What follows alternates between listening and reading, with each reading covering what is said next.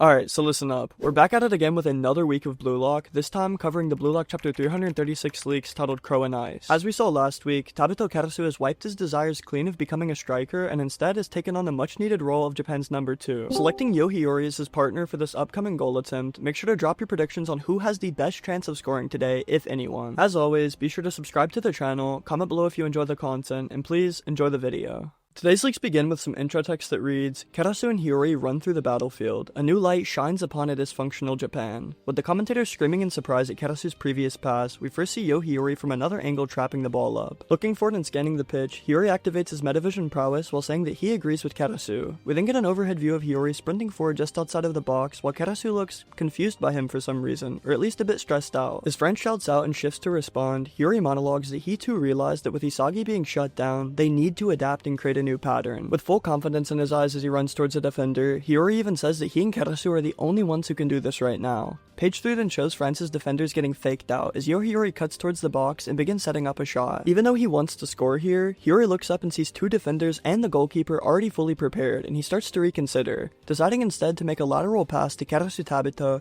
Hiori says there was absolutely no path to shoot there, and he has to do what he has to do. Despite being slightly frustrated about passing backwards, Hiori realizes that they've thrown France's defense off tempo, and he encourages Karasu to take a shot here. Even after receiving the pass though, Karasu calls Hiori an idiot while flashing back to their past. And I'm already crying tears of joy because we already know what flashbacks mean in Blue Lock. With Karasu standing over Hiori in the past as the two talk at their old youth club, he says that Hiori is supposed to be the one shooting here. Karasu explains that because they were on the same youth team, he knows Hiori's talent as a striker better than anyone. As we then see flashes of Hiori's Uber's awakening, Karasu looks upset while saying that the conflict in Blue Lock changed everything for them. He says that because of that knowledge, he can place his full faith in Hiori here as we see him flick a back pass towards him. With Hiori wrapping around from behind him and sprinting towards the ball, he even looks surprised that Karasu has passed it back again. Meanwhile, Karasu is completely confident in Hiori's shooting ability. Suddenly, Isagi Yoichi appears sprinting on Hiori's left, screaming out for a pass. On his right, Itoshirin is also there, calling out to him. But in this moment, Hiori knows that one person sees the pitch differently and agrees with him. Japan's number 2,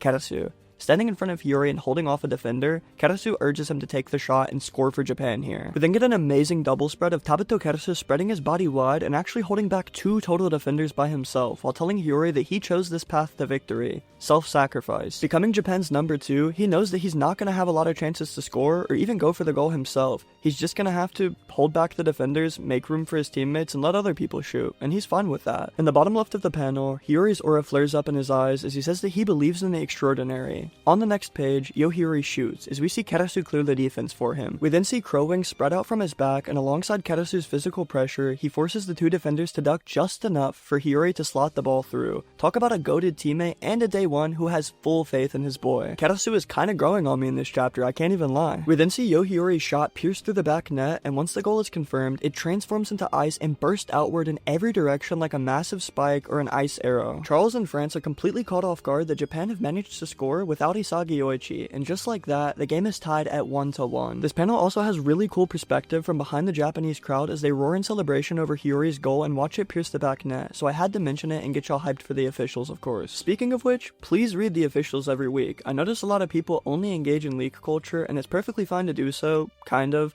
but at the end of the day, you're not going to have the official and accurate translations without reading the officials. Anyways, we then get the obligatory celebration page of Karasu and Hiori going crazy. I see what the author is doing here though. Just like Isagi and Hiori's celebration, the cyan-haired midfielder leaps onto Karasu's back and starts rubbing his hair while Karasu spreads his arms out and holds him up with a serious expression. I genuinely expected Reo Mikage to be the one scoring after Hiori and Karasu chose him as their number 1, but Karasu trusting in Hiori's old reliable striker instincts instead is so Blue Lock coded. I mean, we're finally back to the OG Blue Lock days where everybody's ripping off shots, or at least hopefully. I need my Kunigami center back goal. Page 15 then shows Chigiri and Bachara sprinting over to celebrate with the team, but Isagi Yoichi is not doing the same. Instead of joining in and hyping them up, he's monologuing about the way Karasu just played, sacrificing yourself so someone else can score. Isagi begins to question whether that kind of fighting style is really acceptable in Blue Lock Japan. Hey buddy, if you're not putting the points on the board, somebody has to. While Isagi continues wondering whether that mentality and playstyle might be a mistake, the man himself appears.